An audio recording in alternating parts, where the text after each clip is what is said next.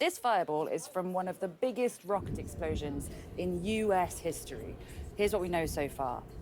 New Glenn, the huge cargo rocket designed by Blue Origin, Jeff Bezos' space company, has just exploded on the launch pad on Thursday night in Florida during a firing test. Now, it's really important, the fact that it was during a firing test, because it suggests the rocket was likely full of fuel.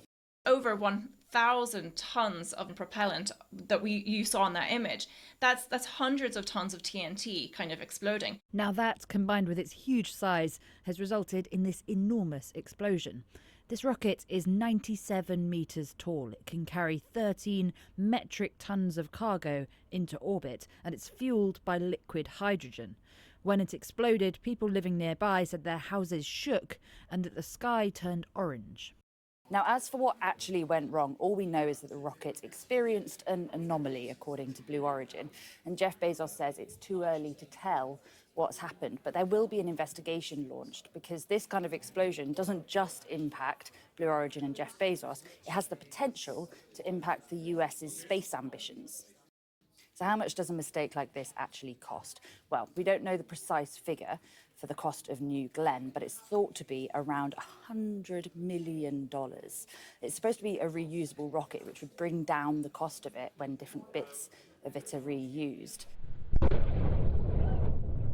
But when it explodes like this, any savings from it being reusable are wiped out. What this rocket is supposed to do is become very involved in the Artemis human mission around the moon and do all sorts of lunar-based activities.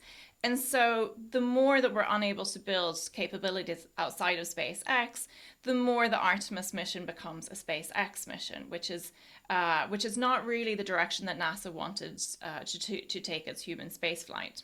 It was only on Tuesday that NASA awarded Blue Origin the contract to take moon buggies up to the base that it's going to be building up there on the lunar South Pole. And in autumn this year, which is relatively soon in spaceflight terms, Blue Origin, New Glenn specifically, was supposed to be delivering a lunar lander up there. So you can see that all of those timelines might start getting kind of delayed and pushed back when there's mistakes like this.